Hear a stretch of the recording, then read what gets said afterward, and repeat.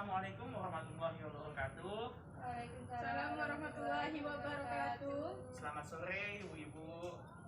Jadi kami dari mahasiswa Poltekkes Kemenkes Pontianak jurusan keperawatan tingkat 2. Di sini kami akan melakukan promosi kesehatan atau penyuluhan tentang kebutuhan gizi ibu hamil. Nah, gizi dan nutrisi ibu hamil merupakan hal yang penting untuk dipenuhi selama kehamilan agar ibu hamil dan janin yang di dalam perutnya itu tetap sehat. Ibu hamil juga harus melakukan pemeriksaan. Ada 3, trimester pertama, trimester kedua, dan trimester ketiga.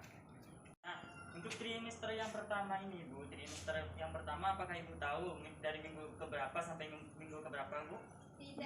Nah, untuk trimester yang pertama ini Bu, dari awal Ibu hamil sampai minggu ke-13 Ibu hamil. Nah, apa saja yang harus Ibu konsumsi, gizi-gizi apa yang harus Ibu konsumsi pada trimester yang pertama? Ada 3 yang harus Ibu konsumsi. Yang pertama yaitu adalah asam folat dan vitamin A. Nah, untuk asam folat dan vitamin A ini adalah untuk mendukung sistem saraf serta jaringan retina mata pada janin ibu, karena janin ibu saat trimester yang pertama itu sedang berkembang. Terus yang kedua yaitu adalah vitamin B untuk membantu meredakan mual dan mengatasi masalah anemia pada saat ibu sedang hamil. Itu adalah zat besi Bu. Nah, zat besi ini adalah untuk memenuhi kebutuhan jumlah darah pada ibu yang sedang mengalami atau sedang meningkat. Nah, untuk zat besi tersebut itu bukan besi yang sedang dibuat apa atau apa, tapi zat besi itu adalah suatu gizi yang harus dikonsumsi. Terus, Nah, baik. Untuk trimester kedua, apakah ibu sudah paham dari Tidak. kapan sampai kapan dan makanannya apa saja? Tidak. Baik, saya jelaskan ya Bu.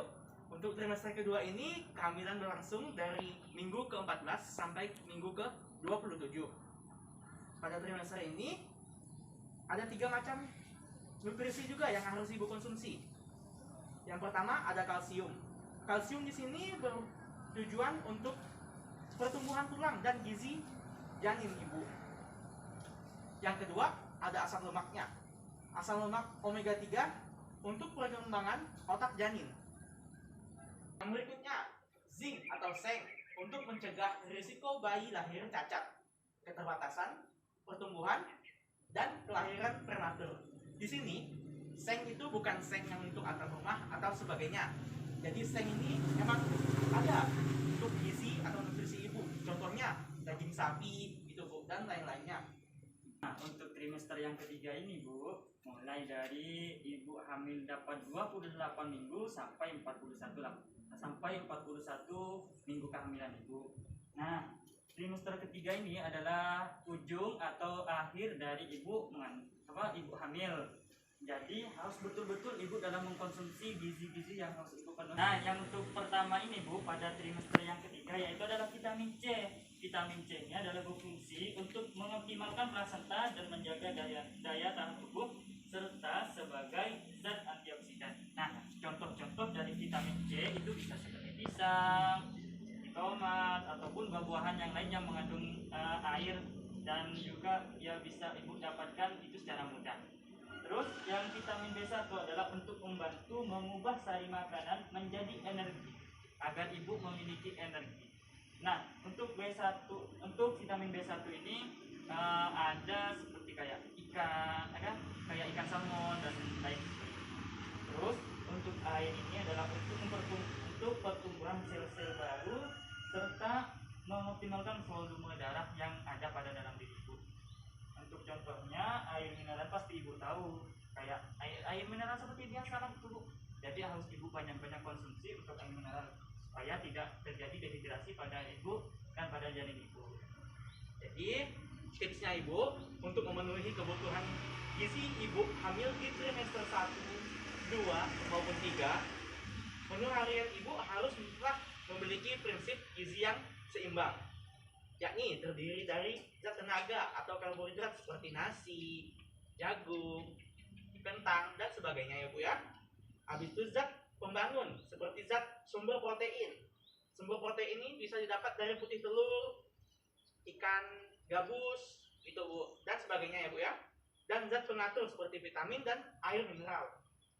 Vitamin ini Ibu bisa dapatkan dari vitamin A, vitamin B1, vitamin C, yang tadi sudah disebutkan sebagai contohnya. Dan juga perbanyak minum air putih ya Ibu. Baik, mungkin itu yang bisa kami jelaskan. Apakah ada yang ingin ditanyakan Ibu? Saya, Ya, silakan Bu. gini nak, untuk kebutuhan ibu hamil, pada ibu hamil yang kelebihan berat badan itu bagaimana ya? Soalnya dia kan udah ada disuruh diet dari dokter kandungannya. Nah itu bagaimana ya kebutuhan gizi ibu hamilnya? Baik, terima kasih pada Ibu. Ibu siapa tadi ya Bu ya? Siti Maimunah. Ya, terima kasih kepada Ibu Siti Maimunah. Pertanyaan yang sangat bagus. Apakah ada lagi yang ingin ditanyakan? Saya Ya, silakan. sebelumnya perkenalkan, nama saya Aisyah dari Kampung Durian Runtuh. Jadi pertanyaan saya itu di trimester pertama tuh kan biasanya tuh saya tuh suka mual gitu ya. Jadi bagaimana cara mengatasinya agar saya tuh tidak kekurangan gizi gitu. Itu terima kasih. Baik, terima kasih pada Ibu Siti Aisyah ya. Iya. Ya, Siti Aisyah. Apakah ada lagi yang ingin ditanyakan? Ibu? Saya ingin bertanya, Ya, silakan. apa sih perbedaan dari kebutuhan gizi ibu hamil di setiap trimester pertama, 2, dan ketiganya? Baik, terima kasih. Sebelumnya dengan Ibu siapa? Febri. Oh, baik, Ibu Febri. Pertanyaannya juga sangat bagus, Ibu.